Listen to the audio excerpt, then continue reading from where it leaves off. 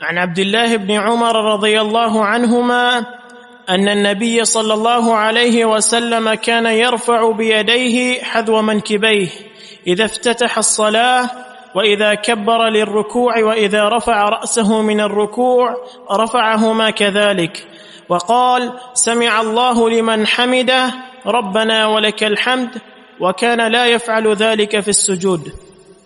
اس حدیث کا موضوع ہے نماز میں رفع الیدین کہاں کہاں کرنا چاہیے، نبی علیہ السلام کہاں کہاں فرماتے تھے، یہ اس حدیث کا موضوع ہے.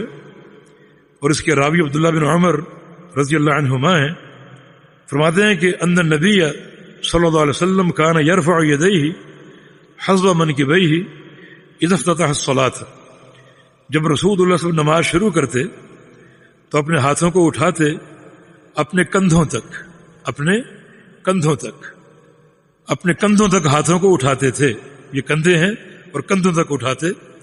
ایک حدیث میں کانوں کی لو کا ذکر بھی، لیکن یہ تعارض نہیں ہے، توفیق تطبیق ممکن ہے کہ آپ اس طرح اٹھائیں کہ ہاتھ کے نیچے کا حصہ کندھوں کی سیدھ پر ہو، اوپر کا حصہ کانوں کی لو کی سیدھ پر ہو، تاکہ دونوں احادیث پر عمل کرنا ممکن ہو. تو یہ رفع الیدین افتتاح الصلاۃ میں، نماز کے آغاز میں تکبیر تحریمہ کہتے ہوئے آپ رفع الیدین فرماتے. دوسرا مقام کون سا ہے؟ وَإِذَا كَبَّرَ لِلرُّكُوعِ، جب رسول اللہ صلی اللہ علیہ وسلم رکوع کے لیے تکبیر کہتے، رکوع میں جاتے، اس وقت بھی رفع الیدین فرماتے. تیسرا مقام کون سا ہے؟ وَإِذَا رَفَعَ رَأْسَهُ مِنَ الرُّكُوعِ، جب رسول اللہ صلی اللہ علیہ وسلم اپنا سر رکوع سے اٹھاتے، رفعہما کذالک، اسی طرح اپنے ہاتھوں کو اٹھاتے. یہ تین مقامات ہو گئے، تکبیر تحریمہ کے وقت، نماز کے آغاز میں، اور رکوع جاتے ہوئے اور رکوع سے اٹھتے ہوئے.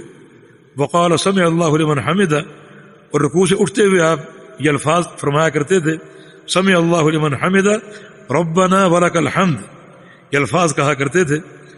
وکان لا یفعل ذلک فی السجود، اور رسول اللہ صلی اللہ علیہ وسلم رفع الیدین سجدوں میں نہیں فرمایا کرتے تھے، یعنی سجدے میں جاتے ہوئے یا سجدے سے اٹھتے ہوئے رفع الیدین آپ نہیں فرمایا کرتے تھے. یہاں اس حدیث میں تین مقامات پر رفع الیدین کا اس بات ہو رہا ہے، ایک نماز کے افتتاح میں تکبیر تحریمہ کے ساتھ، دوسرا رکوع جاتے ہوئے تکبیر کے ساتھ، اور تیسرا رکوع سے اٹھتے ہوئے سمع اللہ لمن حمدہ کہتے ہوئے. تو یہ نبی علیہ السلام کی سنت ہے اور سنت دائمہ ہے. رسول کریم صلی اللہ علیہ وسلم کی زندگی کی جتنی بھی نمازیں ہیں ان میں سے ایک نماز رفع الیدین کے بغیر ثابت نہیں. ایک نماز میں امام بخاری رحمہ اللہ نے 19 صحابہ سے رفع الیدین کی حدیثیں نقل فرمائی. فرمایا کہ جس شخص کو رفع الیدین میں شک ہے وہ 19 صحابہ کی عدالت میں طعنہ زنی کر رہے. اس کا اعتراض اس عمل پر نہیں بلکہ صحابہ کی عدالت پر. 19 صحابہ نے یہ سنت نبی علیہ السلام سے نقل فرمائی ہے، بلکہ امام بیہقی رحمہ اللہ نے 30 صحابہ کے نام نقل کیے جن سے رفع الیدین کی سنت ثابت ہے، اور ان صحابہ سے سینکڑوں تابعین نے رفع الیدین نقل کیا. تو اتنی بڑی مقدار، اتنی تعداد میں نبی علیہ السلام کے صحابہ اس سنت کے راوی ہوں تو یہ سنت بڑی اہم ہے اور اس کو اپنانا چاہیے. اس میں اللہ تعالیٰ کی تعظیم اور اضافی اجر ہے، کیونکہ ہر حرکت پر اجر ہے، ان حرکات پر بھی اجر ملے گا. یہ سنت منسوخ نہیں ہوئی. منسوخ کب ہوئی؟ دیکھیں رفع الیدین کی حدیث کے راوی ابو بکر صدیق بھی، جو سب سے پہلے مسلمان، اور رفع الیدین کی حدیث کے راوی مالک بن حویرث اور وائل ابن حجر بھی ہیں، جو سب سے آخری مسلمان. ان آخری مسلمانوں میں ان کا نام شمار ہوتا ہے. مسلمان کب ہوئے تھے؟ سن 9 ہجری میں جب رسول اللہ صلی اللہ علیہ وسلم جنگ تبوک کے لیے جا رہے تھے. آپ صلی اللہ علیہ وسلم نے پوچھا ان سے، آپ کہاں سے آئے؟ یمن سے. پیچھے کون ہے؟ بچے ہیں، بیویاں ہیں. تو نبی علیہ السلام نے یہ سوچ کر کہیں یہ بیویوں سے اداس نہ ہو جائیں، انہیں تبوک نہیں لے گئے بلکہ کہا کہ تم اپنے گھروں کو لوٹ جاؤ. تو اپنے گھروں کو لوٹ گئے. تقریباً 20 دن یہ مدینہ میں رہے، نبی علیہ السلام کے ساتھ نمازیں ساتھ پڑھی، دیکھی. انہوں نے رفع الیدین کی سنت نقل کی. آغاز اسلام میں بھی موجود تھی، ابو بکر اس کے راوی، اور یہ اسلام کے آخری دن ہے 9 ہجری میں موجود تھی. وائل ابن حجر، مالک ابن حویرث اس سنت کو نقل کر رہے. بلکہ اس سے اور آگے جب یہ یمن چلے گئے تو اگلے سال دوبارہ آئے، سردیوں کا موسم تھا، اور وائل بن حجر کا بیان ہے کہ صحابہ کمبل اوڑھ کر جو ہے مسجد میں آئے ہوئے تھے، اور ہم نے کمبلوں کے اندر ان کو رفع الیدین کرتے ہوئے دیکھا. اب یہ معاملہ 10 ہجری پہ پہنچ چکے، اور اللہ کے پیغمبر کی وفات 11 ہجری کے آغاز میں ہوئی. کب منسوخ ہوا یہ عمل؟ کب منسوخ ہوا؟ 10 ہجری تک صحابہ اس کو بیان کر رہے ہیں اور روایت کر رہے ہیں. الحمدللہ اس حدیث میں 3 مواقع پر رفع الیدین ثابت ہو رہا ہے، جبکہ صحیح بخاری میں جناب عبداللہ بن عمر رضی اللہ عنہما کی روایت سے ایک چوتھا موقع بھی مذکور ہے.